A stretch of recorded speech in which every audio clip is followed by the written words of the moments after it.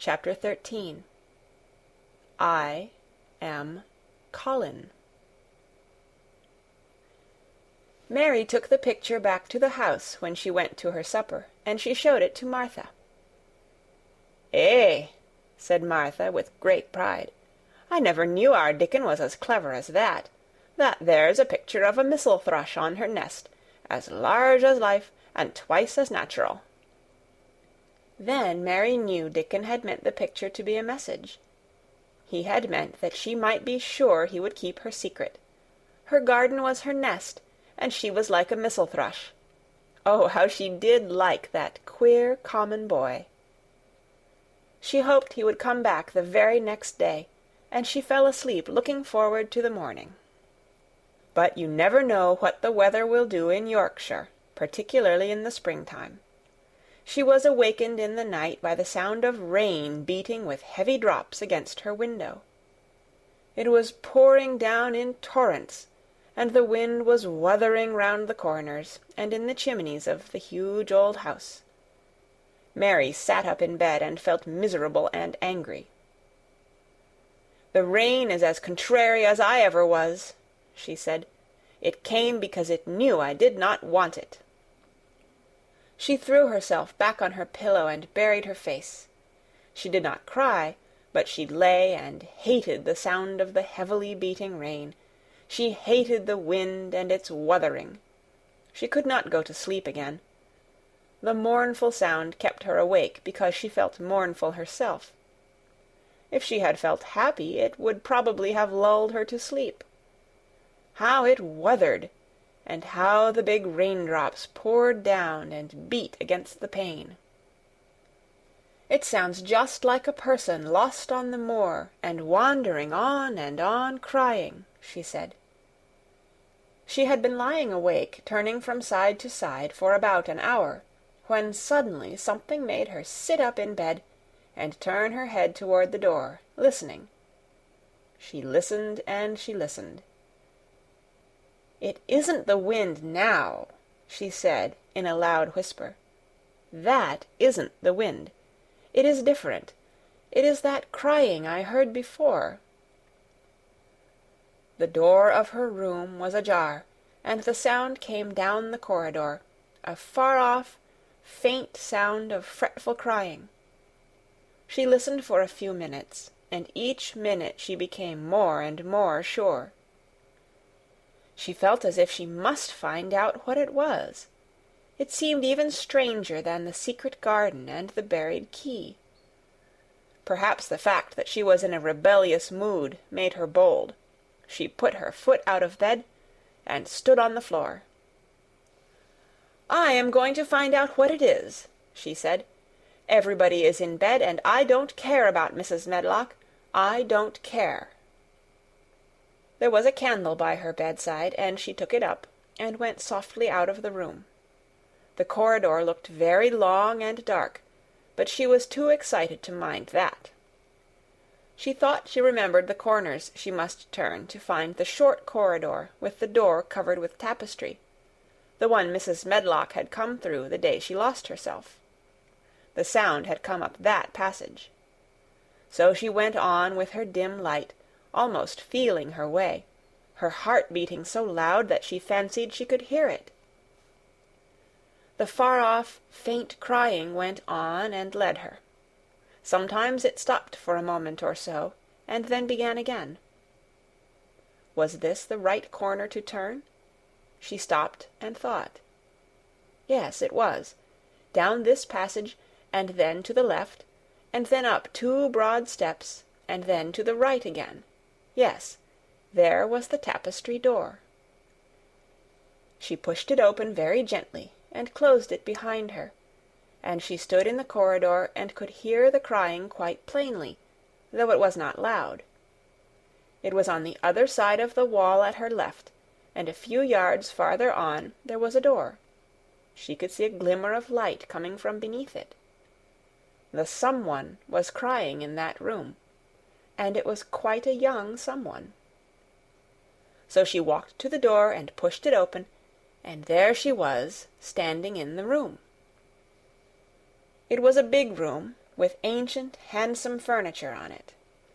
There was a low fire glowing faintly on the hearth, and a night-light burning by the side of a carved four-posted bed hung with brocade, and on the bed was lying a boy, crying fretfully. Mary wondered if she was in a real place, or if she had fallen asleep again and was dreaming without knowing it. The boy had a sharp, delicate face the color of ivory, and he seemed to have eyes too big for it. He had also a lot of hair which tumbled over his forehead in heavy locks, and made his thin face seem smaller. He looked like a boy who had been ill, but he was crying more as if he were tired and cross than as if he were in pain. Mary stood near the door with her candle in her hand, holding her breath. Then she crept across the room, and as she drew nearer, the light attracted the boy's attention, and he turned his head on his pillow and stared at her, his gray eyes opening so wide that they seemed immense. "Who are you?" he said at last, in a half-frightened whisper. "Are you a ghost?" "No, I am not," Mary answered, her own whisper sounding half-frightened. "Are you one?"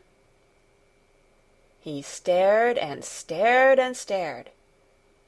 Mary could not help noticing what strange eyes he had. They were agate gray, and they looked too big for his face, because they had black lashes all round them. "No," he replied, after waiting a moment or so. "I am Colin." "Who is Colin?" she faltered. "I am Colin Craven. Who are you?" "I am Mary Lennox. Mr. Craven is my uncle." "He is my father," said the boy. "Your father?" gasped Mary. "No one ever told me he had a boy. Why didn't they?"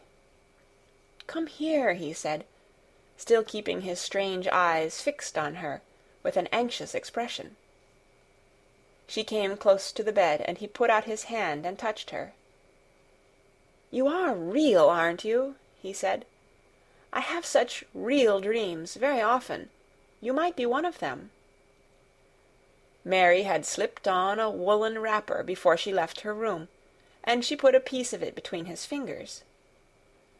"Rub that, and see how thick and warm it is," she said. "I will pinch you a little if you like, to show you how real I am. For a minute I thought you might be a dream too." "Where did you come from?" he asked. "From my own room. The wind wuthered so I couldn't go to sleep, and I heard someone crying, and wanted to find out who it was. What were you crying for?" "Because I couldn't go to sleep either, and my head ached. Tell me your name again." "Mary Lennox. Did no one ever tell you I had come to live here?" He was still fingering the fold of her wrapper, but he began to look a little more as if he believed in her reality. "No," he answered. "They daren't." "Why?" asked Mary. "Because I should have been afraid you would see me. I won't let people see me and talk me over." "Why?" Mary asked again, feeling more mystified every moment. "Because I am like this always, ill and having to lie down. My father won't let people talk me over either. The servants are not allowed to speak about me.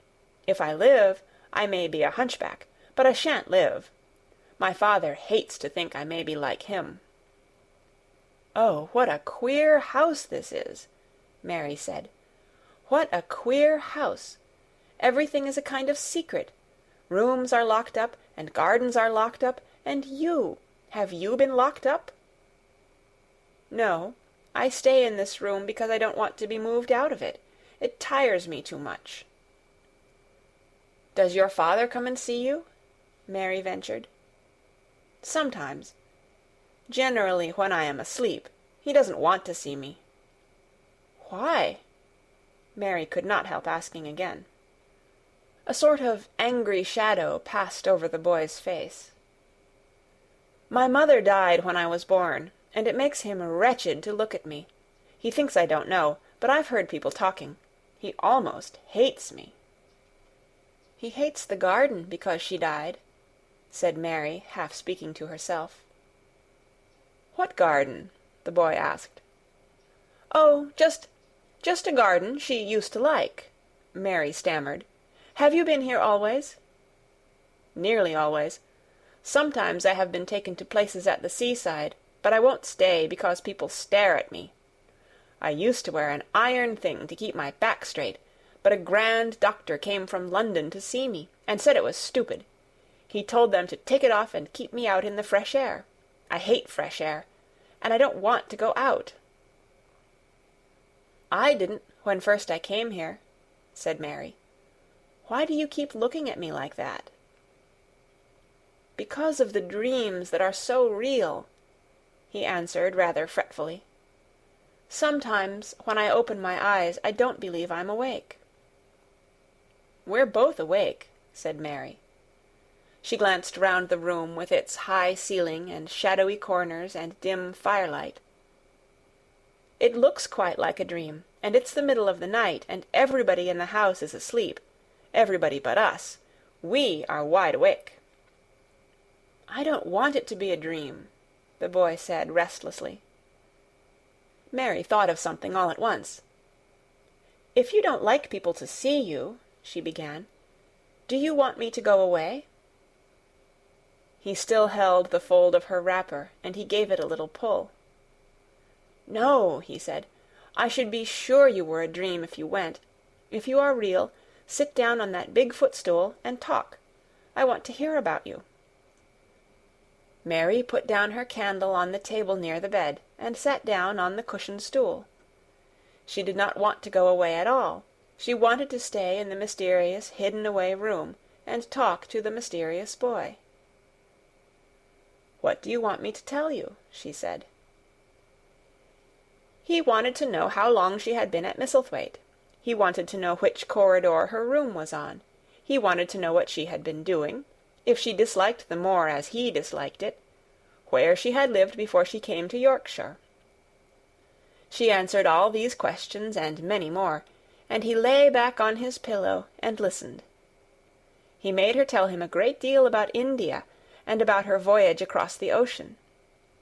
She found out that because he had been an invalid, he had not learned things as other children had. One of his nurses had taught him to read when he was quite little, and he was always reading and looking at pictures in splendid books. Though his father rarely saw him when he was awake, he was given all sorts of wonderful things to amuse himself with. He never seemed to have been amused, however. He could have anything he asked for, and was never made to do anything he did not like to do. "Everyone is obliged to do what pleases me," he said indifferently. "It makes me ill to be angry. No one believes I shall live to grow up." He said it as if he was so accustomed to the idea that it had ceased to matter to him at all. He seemed to like the sound of Mary's voice. As she went on talking, he listened in a drowsy, interested way. Once or twice she wondered if he were not gradually falling into a doze. But at last he asked a question which opened up a new subject. "How old are you?" he asked. "I am 10, answered Mary, forgetting herself for the moment. "And so are you." "How do you know that?" he demanded in a surprised voice. "Because when you were born the garden door was locked and the key was buried, and it has been locked for 10 years. Colin half sat up, turning toward her, leaning on his elbows. "What garden door was locked? Who did it? Where was the key buried?" he exclaimed, as if he were suddenly very much interested. It was the garden Mr. Craven hates," said Mary nervously. "He locked the door. No one knew where he buried the key." "What sort of a garden is it?" Colin persisted eagerly. "No one has been allowed to go into it for 10 years," was Mary's careful answer. but it was too late to be careful. He was too much like herself. He, too, had had nothing to think about, and the idea of a hidden garden attracted him as it had attracted her. He asked question after question. Where was it? Had she never looked for the door? Had she never asked the gardeners? "They won't talk about it," said Mary. "I think they have been told not to answer questions." "I would make them," said Colin. "Could you?" Mary faltered, beginning to feel frightened. If he could make people answer questions, who knew what might happen? "Everyone is obliged to please me. I told you that," he said. "If I were to live, this place would sometime belong to me. They all know that. I would make them tell me." Mary had not known that she herself had been spoiled, but she could see quite plainly that this mysterious boy had been. He thought that the whole world belonged to him. How peculiar he was, and how coolly he spoke of not living. "Do you think you won't live?" she asked, partly because she was curious, and partly in hope of making him forget the garden. "I don't suppose I shall," he answered as indifferently as he had spoken before. "Ever since I remember anything, I have heard people say I shan't. At first they thought I was too little to understand, and now they think I don't hear, but I do. My doctor is my father's cousin. He's quite poor, and if I die he will have all Misselthwaite when my father is dead. I should think he wouldn't want me to live." "Do you want to live?" inquired Mary. "No," he answered, in a cross, tired fashion. "But I don't want to die. When I feel ill, I lie here and think about it until I cry and cry." "I have heard you crying 3 times," Mary said, "but I did not know who it was. Were you crying about that?" She did so want him to forget the garden. "I dare say," he answered. "Let us talk about something else. Talk about that garden. Don't you want to see it?" "Yes," answered Mary, in quite a low voice. "I do," he went on persistently. "I don't think I ever really wanted to see anything before, but I want to see that garden. I want the key dug up. I want the door unlocked. I would let them take me there in my chair. That would be getting fresh air. I am going to make them open the door." He had become quite excited, and his strange eyes began to shine like stars, and looked more immense than ever. "They have to please me," he said. "I will make them take me there, and I will let you go too." Mary's hands clutched each other. Everything would be spoiled, everything. Dickon would never come back. She would never again feel like a missel thrush with a safe-hidden nest. "Oh, don't do that!" she cried out. He stared as if he thought she had gone crazy. "Why?" he exclaimed. "You said you wanted to see it." "I do," she answered, almost with a sob in her throat. "But if you make them open the door and take you in like that, it will never be a secret again." He leaned still farther forward. "A secret?" he said. "What do you mean? Tell me." Mary's words almost tumbled over one another. You see," she panted, "if no one knows but ourselves, if there was a door hidden somewhere under the ivy, if there was, and we could find it, and if we could slip through it together and shut it behind us, and no one knew anyone was inside, and we called it our garden, and pretended that we were missel thrushes, and it was our nest, and if we played there almost every day, and dug and planted seeds, and made it all come alive—" "Is it dead?" he interrupted her. "It soon will be if no one cares for it," she went on. "The bulbs will live, but the roses—" He stopped her again, as excited as she was herself. "What are bulbs?" he put in quickly. "They are daffodils and lilies and snowdrops. They are working in the earth now, pushing up pale green points, because the spring is coming." "Is the spring coming?" he said. "What is it like? You don't see it in rooms, if you are ill." "It is the sun shining on the rain, and the rain falling on the sunshine, and things pushing up and working under the earth," said Mary. "If the garden was a secret, and we could get into it, we could watch the things grow bigger every day, and see how many roses are alive. Don't you see? Oh, don't you see how much nicer it would be if it was a secret?" He dropped back on his pillow and lay there with an odd expression on his face. "I never had a secret," he said, "except that one about not living to grow up. They don't know I know that, so it is a sort of secret, but I like this kind better." "If you won't make them take you to the garden," pleaded Mary, "perhaps, I feel almost sure I can find out how to get in sometime, and then, if the doctor wants you to go out in your chair, and if you can always do what you want to do, perhaps we might find some boy who would push you, and we could go alone, and it would always be a secret garden." "I should like that," he said very slowly, his eyes looking dreamy. "I should like that. I should not mind fresh air in a secret garden."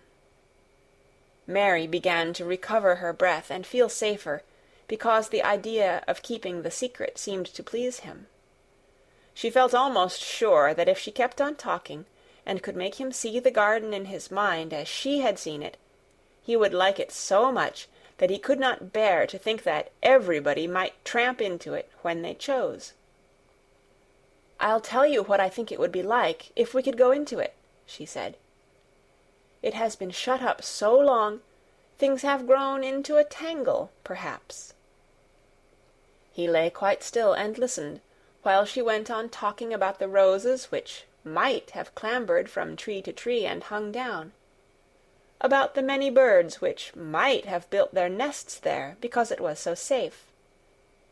And then she told him about the robin and Ben Weatherstaff, and there was so much to tell about the robin, and it was so easy and safe to talk about it, that she ceased to be afraid. The robin pleased him so much that he smiled until he looked almost beautiful, and at first Mary had thought that he was even plainer than herself, with his big eyes and heavy locks of hair. "I did not know birds could be like that," he said. "But if you stay in a room, you never see things. What a lot of things you know! I feel as if you had been inside that garden." She did not know what to say, so she did not say anything. He evidently did not expect an answer, and the next moment he gave her a surprise. "I am going to let you look at something," he said. "Do you see that rose-colored silk curtain hanging on the wall over the mantelpiece?"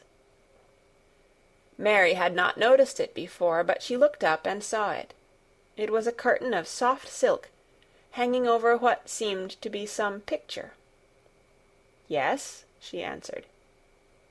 "There is a cord hanging from it," said Colin. "Go and pull it." Mary got up, much mystified, and found the cord. When she pulled it, the silk curtain ran back on rings, and when it ran back it uncovered a picture. It was the picture of a girl with a laughing face.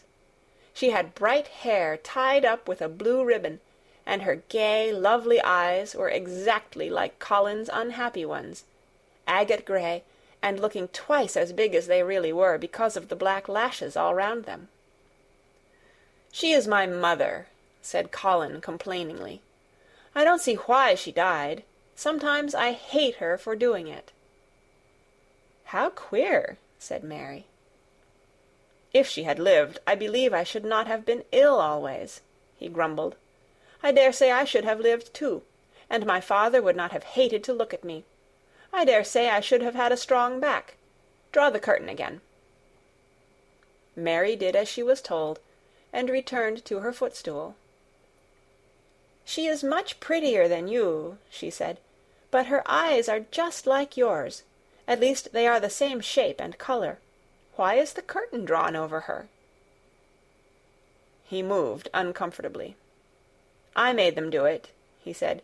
"Sometimes I don't like to see her looking at me. She smiles too much when I am ill and miserable. Besides, she is mine, and I don't want everyone to see her."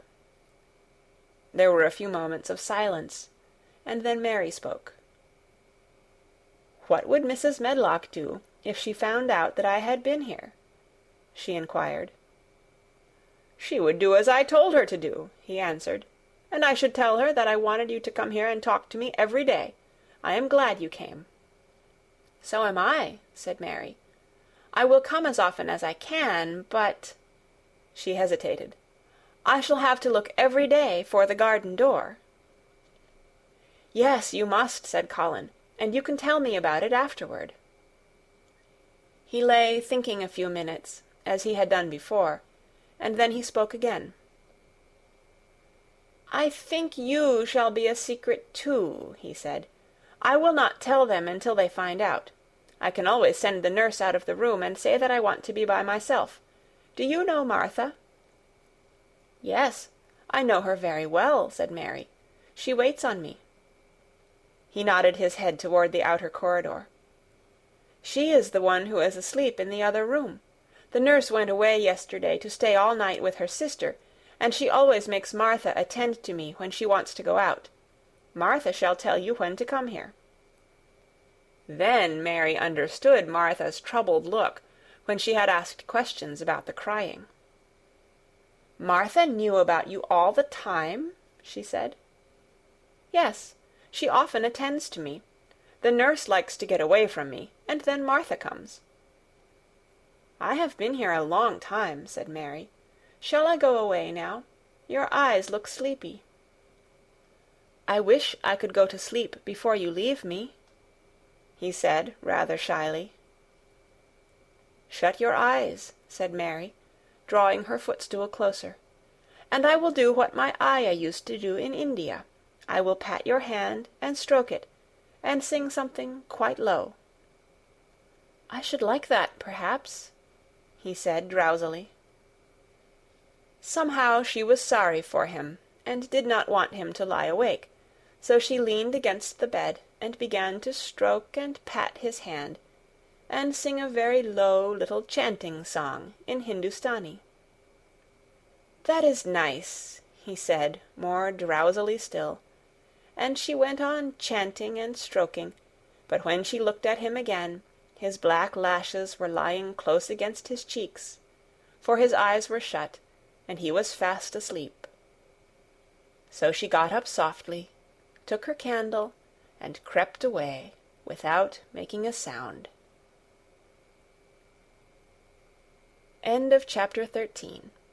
Read by Kara Schallenberg on January 27th, 2006, in Oceanside, California.